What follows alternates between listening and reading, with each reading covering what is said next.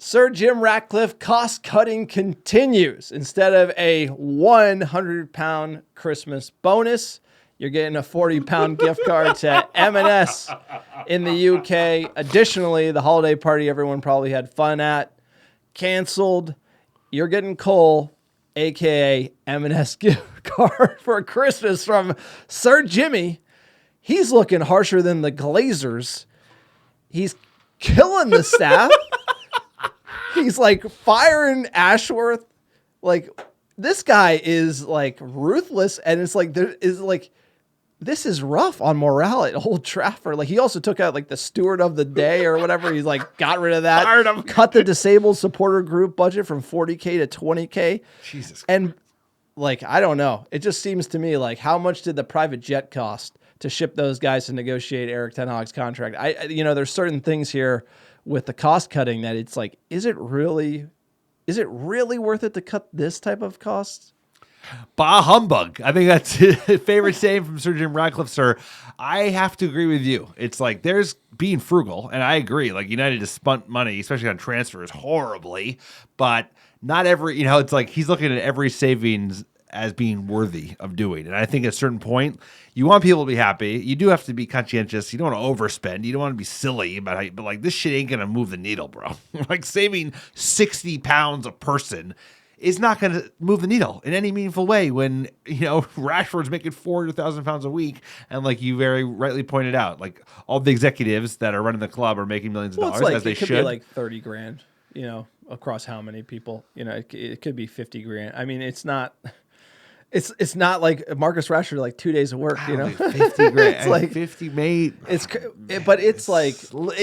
pots and pans, bro. It's like, it's not moving the needle. It's I'm like, not it's going to supporting it. I'm just saying it could add up. It could add up. It could add up to thousands of dollars. But there gets to a point where it's like it affects morale. It does. It does. And the morale at United since Sir Alex Ferguson has been low. Generally, the Glazers in South Florida, hands off. They kind of just like, whatever, let Woodward and co run it. As long as they're getting their checks, they're good from a dividend perspective. Now Sir Jimmy's come in, they pause the dividend, and it's almost like he's going after these like newsworthy small cuts that are hurting people that probably need it. And that's kind of where I disagree, where it's like, hey, these are hardworking staff members at United, probably been there for a long time, and you're really taking from them instead of taking from like Marcus at 400,000 a week.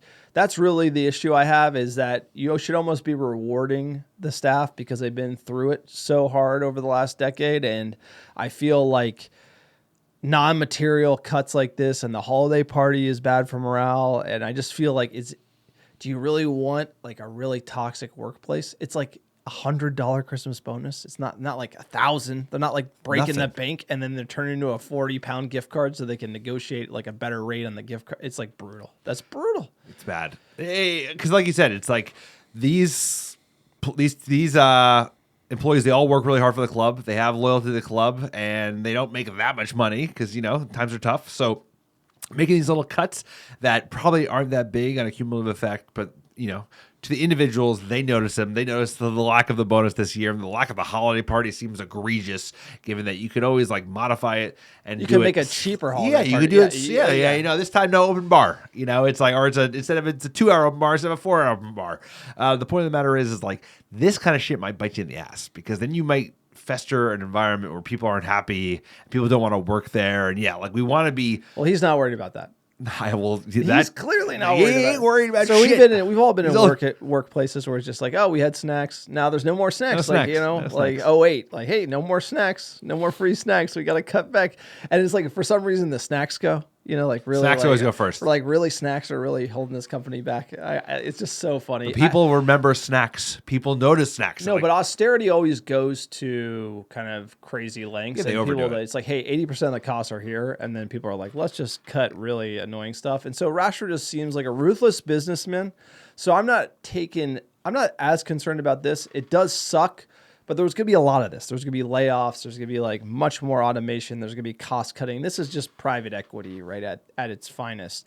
Think about it. He put over £1 billion into this thing. It's losing money hand over fist, and they got to find a way to rebuild the new stadium. So United's not going to be sitting pretty for what, another decade, really? Like for us to get out of the almost £1 billion of debt that the Glazers put us under. So the club is actually in a lot of trouble. So you can see cost cutting, but I would just be like, hey, from a PR perspective, like leave these smaller amounts alone because you're just gonna get more blowback. They just seem not worried about the PR at all, which is definitely bad.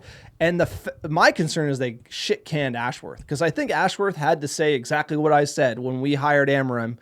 I said, hey, why are we going after a guy that plays a different way than our entire squad's engineered for? Because you're just going to have more pain, because then you have to rebuild the squad around a new style of play. And then that's going to cost you even more money. It's like, and that seemed like a Sir Jim and Barada move. And then they shit canned the guy that probably made the most sense and had the most relevant experience. And we're experiencing that now, and we don't have the money to spend to rebuild the whole team. So between a rock and a hard place, INEOS seems like about as bad as the Glazers at the moment. And I thought with a PR perspective, they might come in and be like a little more self-aware, but they just seem to be like crazy rich guy number 2 coming to the party, screwing everything up. About the same. These rich guys are basically all.